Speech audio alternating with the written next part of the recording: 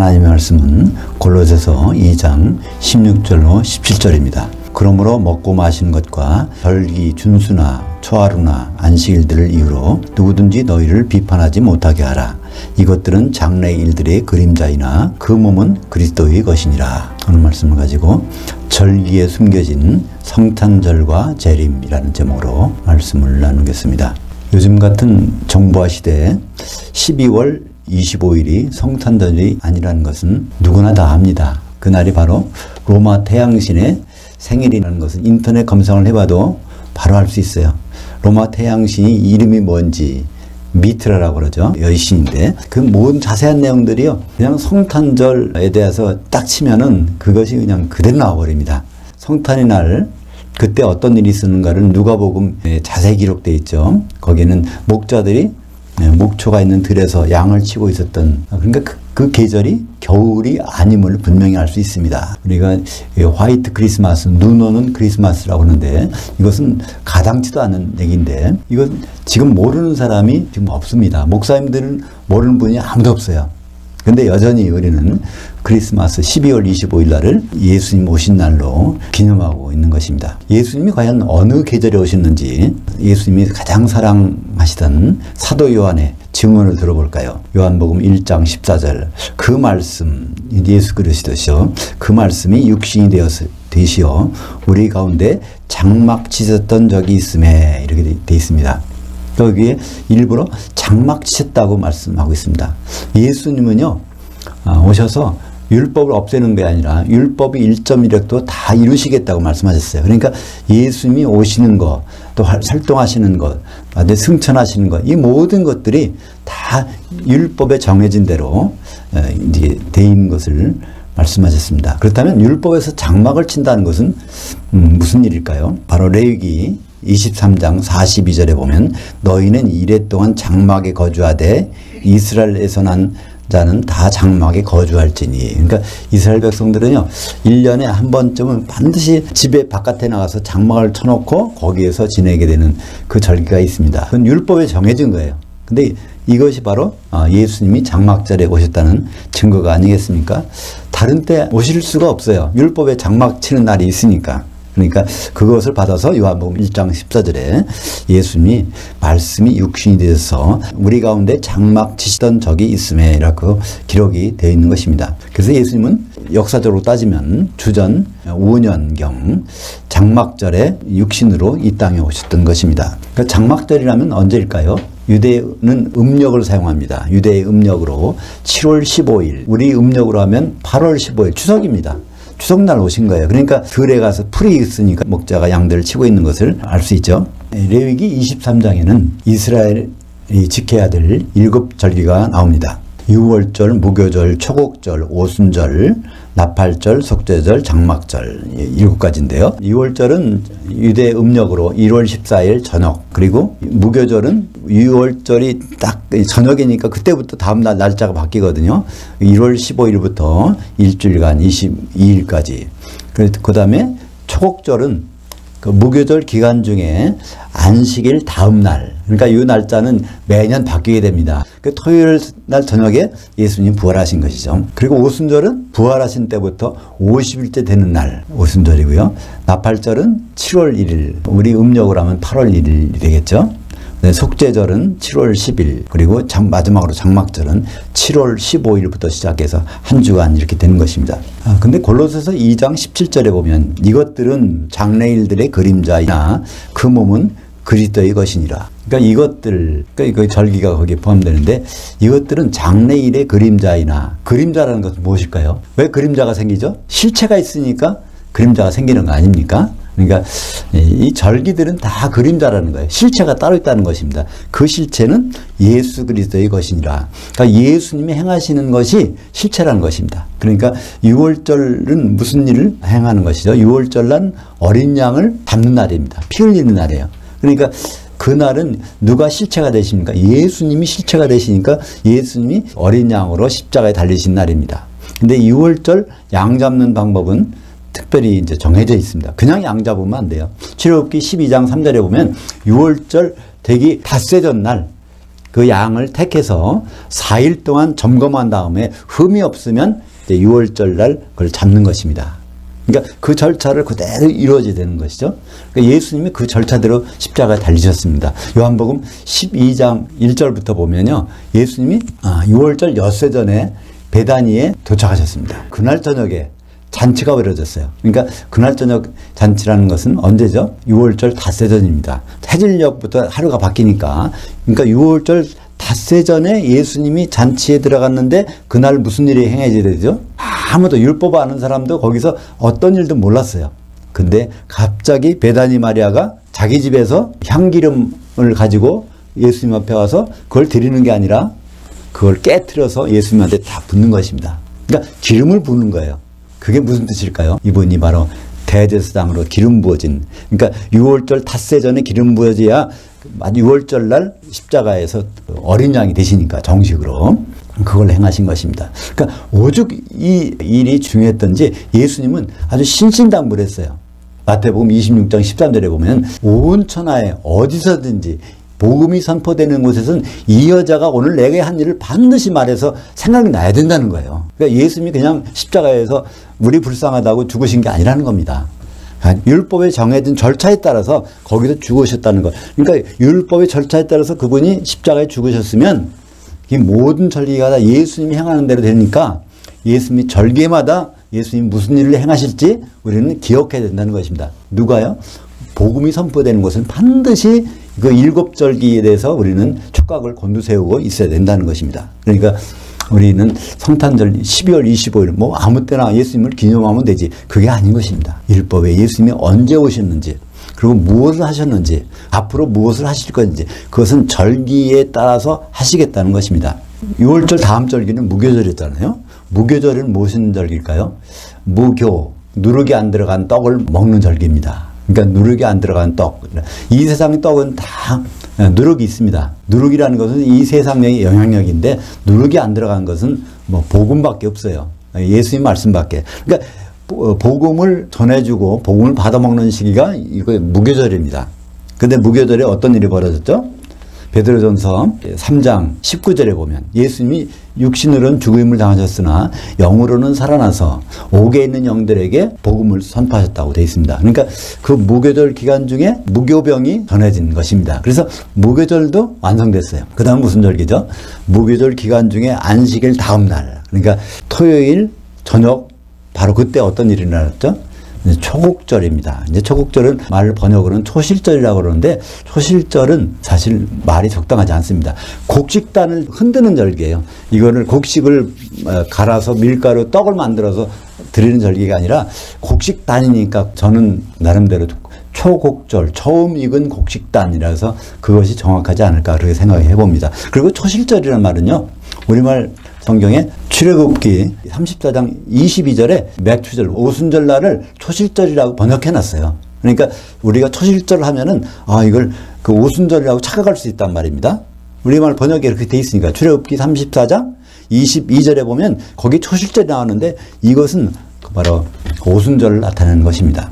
예수님은 그 초국절 날 부활하셨습니다. 그 다음에 절기가 바로 오순절이죠. 부활하신 다음에 50번째 되는 날, 그걸 칠칠절이라고 합니다. 7개의 주일이 지나간 다음이니까 칠칠절이라고 하는데요. 그날엔 특별한 제사법이 있습니다. 떡 2개를 만들어서 하나님 앞에 흔드는 날이에요. 근데 우리는 떡 하면 별 기름이 생각이 안 나죠.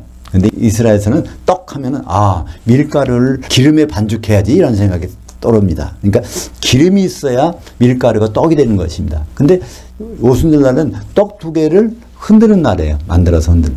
이것은 그림자입니다. 실체는 무엇일까요? 예수님이 성령의 기름을 부어주셔서 사도들이 한 덩어리 떡이 되고 그날 저녁에 또 3,000명의 성도들이 한 덩어리 떡이 돼서 떡 2개로 교회가 시작된 날입니다. 그래서 예수님은 하시는 행동이 전부가 다 절기에 맞춰서 그분이 다 이루셨어요. 결국은 예수님이 2000년 전에 오셔서 무슨 일을 하시려고 했었을까요? 십자가 달려서 피 흘려서 우리 죄를 용서해 주시려고요? 그것도 물론 포함됩니다. 근데 근본적으로는 무엇이냐면 오순절을 통해서 알 수 있어요.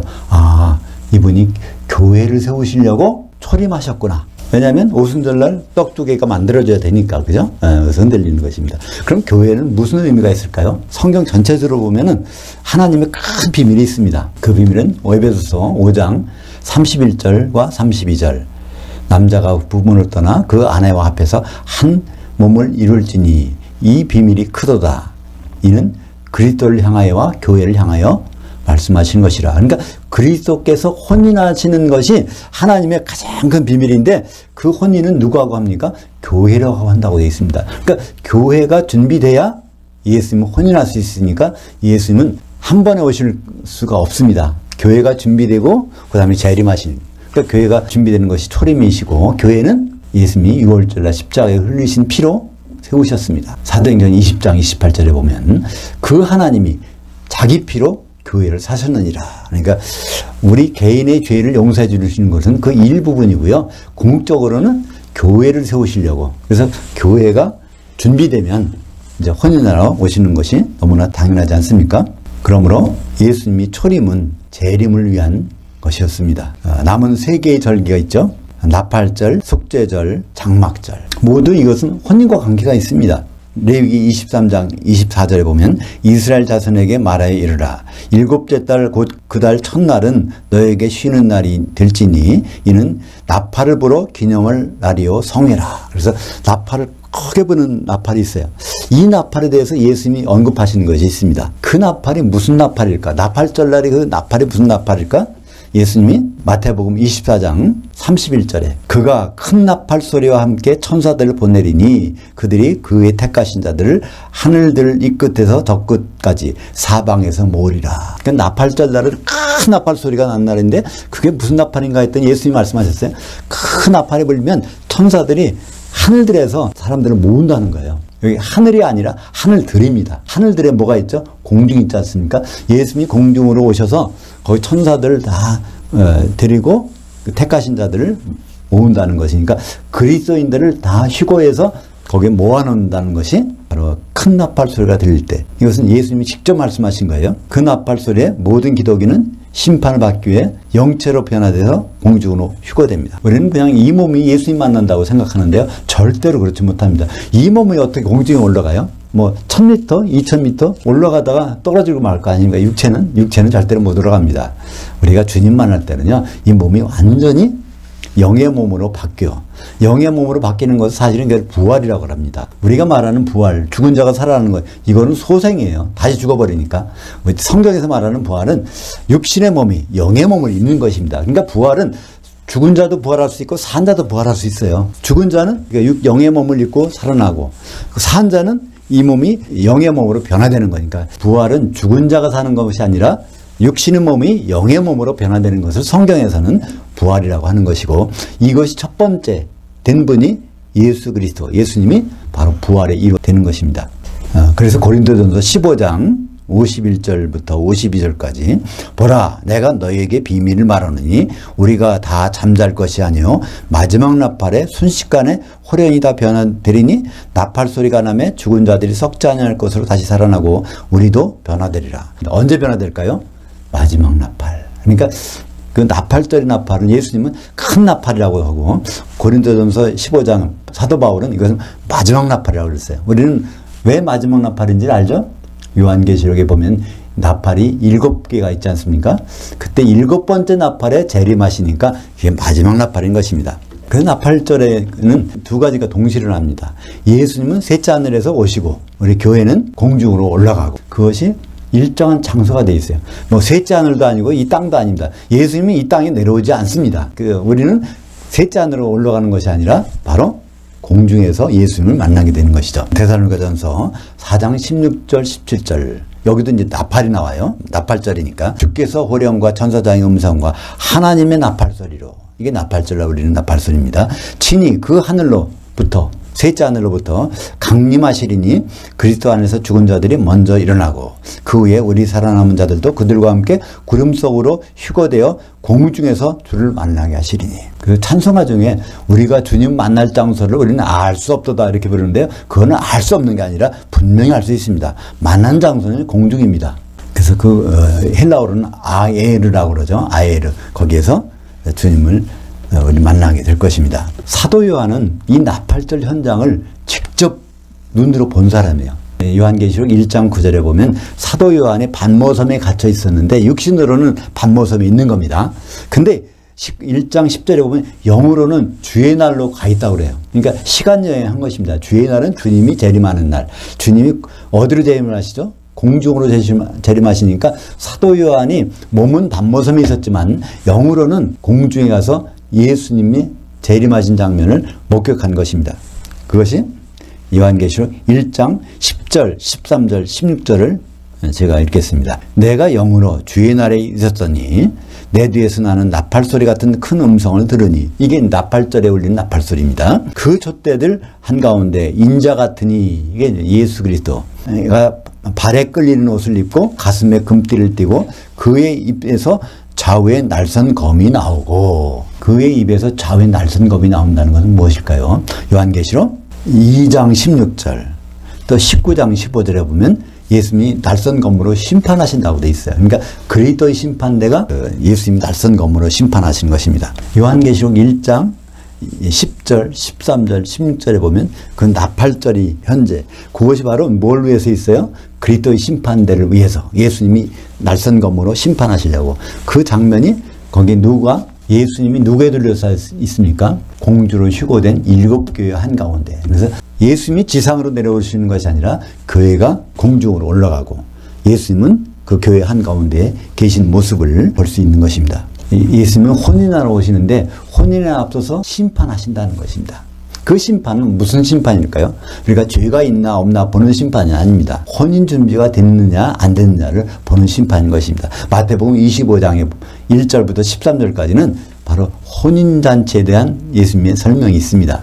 거기서 다 등불을 들고 있었는데 마지막까지 그 등불이 소멸되지 않은 사람들, 슬기로운 5 처녀들이 만찬에 들어가서 예수님과 혼인하겠다는 내용이 나오는 것을 볼 수 있습니다. 그래서 고린도후서 5장 10절에 우리가 다 반드시 그리스도의 심판대 앞에 나타나게 되어 각각 선악간에 그의 몸으로 행한 대로 심판을 받으려 함이라. 그때 그 몸이라는 것은 단수, 교회를 나타내죠.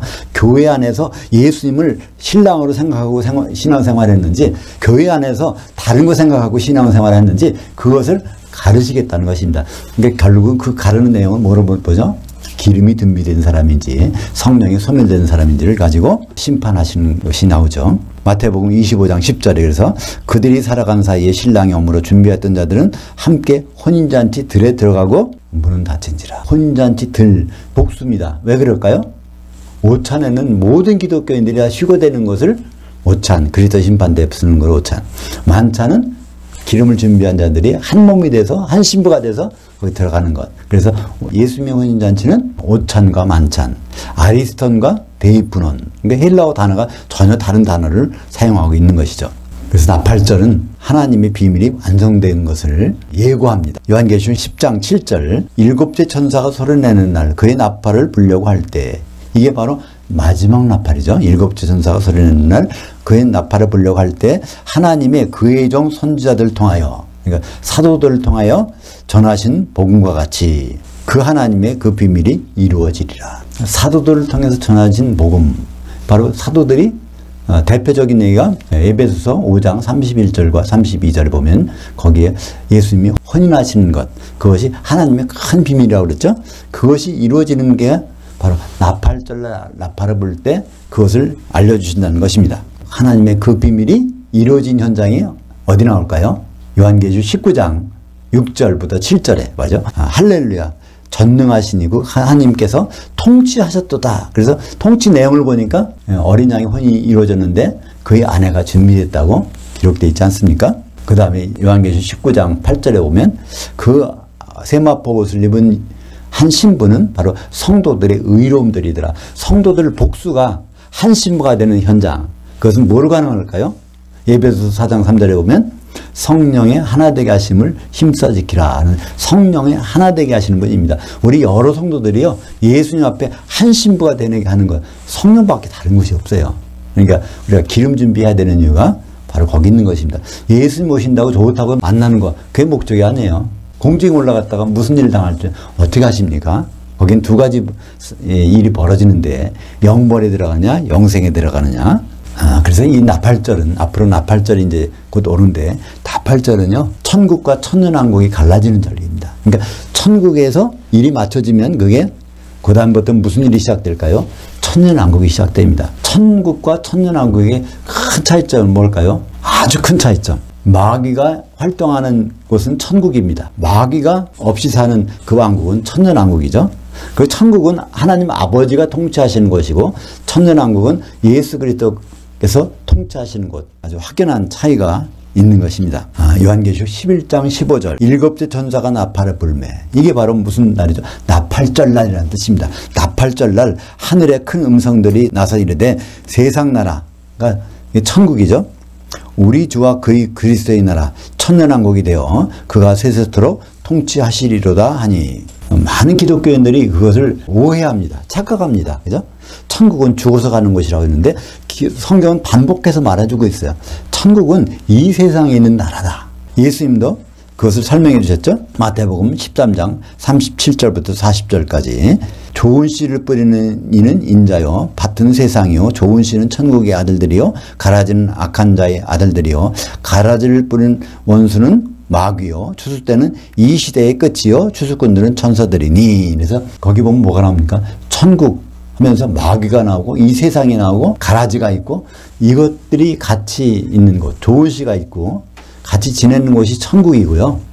그 다음에 예수님 모시고부터는 마귀는 결박되니까 천년왕국이 되는 것입니다. 그래서 이제 예수님이 나팔절 때 오셔서 일어나는 일을 아주 종합적으로 잘 설명해 놓은 것이 마태복음 25장 특별히 31절부터 32절까지 보실까요? 인자가 자기 영광으로 모든 천사와 함께 올 때 자기 영광의 보좌에 앉으리니. 이게 바로 요한계시록 1장 10절에 있는 그 주의 날 13절에 있는 7개 교회 한가운데 예수님이 앉으신 그 보좌, 그리스도 심판대 보좌를 말하는 것이죠. 모든 민족을 그 앞에 모이고 각각 구분하기를 목자가 새끼 염소들 중에서 장사한 양들을 구분하는 것 같이 하여. 예수님 우리 보실 때 두 가지로 보신다는 것입니다. 새끼 염소인지 장사한 양인지. 요한복음 맨 끝에 21장에 보면요 15절 16절 17절에 그 말씀 있죠. 베드로에게 내 어린 양을 먹이라, 내 양을 치라, 내 양을 먹이라. 그때 어린 양으로 시작합니다. 우리는 예수님을 만나서는 참 다 어린 양이에요. 근데 장사한 양이 되려면 꼴을 먹어야 되는데 꼴을 누구에게 먹을까요? 요한복음 21장에 보면 누구에게? 사도에게 명령했습니다. 사도들이 꼴을 먹어야 되는 거예요. 사도들이 꼴을 제일 안 먹으면 중간에 뭐가 될까요? 새끼 염소로 변하는 것입니다. 근데 마태복음 25장 31절 32절에 보면 대부분 새끼 염소로 바뀌었다는 것입니다. 새끼 염소라는 뜻이 뭘까요? 양으로 자라다가 갑자기 마지막에 와서 염소가 됐는데 새끼 염소라는 거예요. 다른 걸 먹어서. 끝까지 장사한 양은 얼마 없으니까 수많은 새끼 염소들 가운데 장사한 양을 골라내는 것이 예수님 공중에서 나팔절 때 우리를 구분하시는 방법이라는 것입니다. 그래서 마태복음 25장 46절에 그들은 영벌에 의인들은 영생에 들어가리라 하시니라.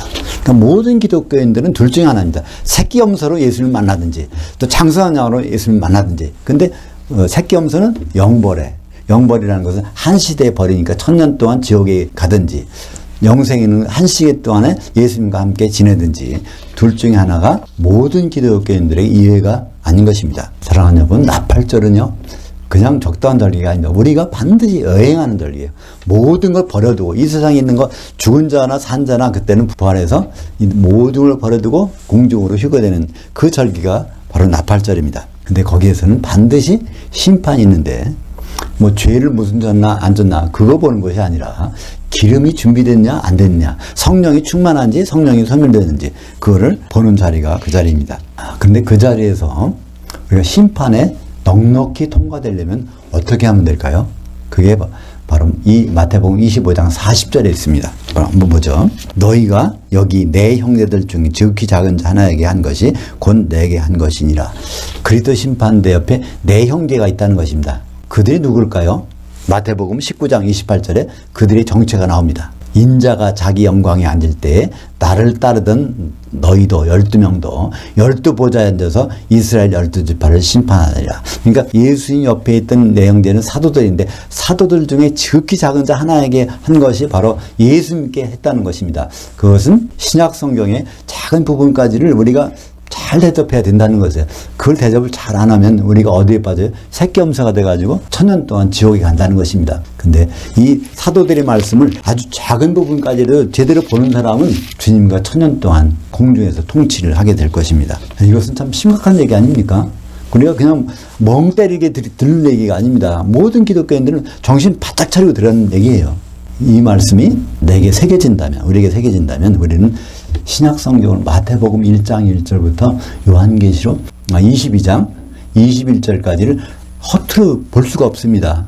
그러니까 성경을 잘 보다 보면 그렇지 않습니까? 크리스마스, 이건 들에서 풀 있는 때인데 눈이 온다는 것은 말이 안 되잖아? 그때부터 알 수 있어요. 그냥 지나가면 모르지만요, 이걸 제대로 보면요, 크리스마스가 언제라는 걸 알 수 있습니다. 바로 요한복음 1장 14절에 장막을 치는 날이, 율법의 장막을 치는 날이 언제지? 유대음력으로 7월 15일이야. 그러면 그때가 바로 우리 절기로는 추석이구나. 그래서 이런 절기가 다 예수님이 이루셨다고 볼 때 예수님이 아직 안 이루신 절기가 무엇일까? 6월절 이루셨고, 무교절 이루셨고, 초국절 이루셨고, 오순절 이루셨으니까 그 다음에 납발절이구나. 그럼 분명히 예수님이 큰 납발 소리가 날 때 공중에 오시고 우리는 그때 싫어도 거기에 올라갈 수밖에 없구나. 우리는 그 내용을 알 수 있게 되는 것입니다. 사랑하는 여러분, 교회를 세우시려고 장막절에 초림하신 예수님은 준비된 한 신부와 혼인하시려고 다시 재림하십니다. 예수님은 첫 번째 오신 것을 우리가 초림이라고 그래요. 그걸 성탄이라고 합니다. 근데 예수님은 성탄으로 끝나는 것이 아니라 반드시 재림하십니다. 왜냐하면 첫 번째 오셔서 피 흘려서 교회를 사놓고 가셨기 때문에 그 다음에는 오실 때는 교회와 혼인하게 되는 그 자리를 우리가 기억하는 사람들은 예수님과 만나기 위해서 기름을 준비하는 사람이 될 것입니다. 모든 기독교인들은요, 인정하든 안 하든 간에 예수님과 정혼이 되는 상태입니다. 내가 예수님과 정혼이 됐다니 그거를 믿든 안 믿든 그렇게 된다는 거예요. 고린도후서 11장 2절, 내가 너희를 정결한 한 처녀로 한 남편인 그리스도께 드리려고 중매했음이로다. 많은 사람들이 오해하는 부분은 무엇이죠? 한 처녀라는 말을 오해합니다. 너희는 복수인데 너희가 성도들이 하나의 신부가 돼서 예수님과 중매됐다는 사실을 잊어버리고 있다는 것입니다. 그러니까 사도들은 중매쟁이, 성도들은 한 신부로 정혼한 그런 상태가 된 것입니다. 여러 성도들이 공중에 올라가서 한 신부가 되기 위해서 성령의 기름이 소멸되지 않도록 준비하는 성도들이 되어야 할 것입니다. 기도하겠습니다. 하나님 아버지, 감사합니다. 오늘 성탄절을 맞아 우리가 주님의 성탄을 다시 생각해 보았습니다. 그 성탄의 목적이 바로 피를 흘려 오셨고 그 피는 교회로 사시는 것이라고 하셨사온데, 그 교회와 그리스도가 혼인하는 하나님의 비밀이 우리를 통해서 이루어질 그 나팔절을 기대하며 준비하는 성도들이 될 수 있도록 인도하여 주시옵소서. 예수님의 이름으로 기도합니다. 아멘.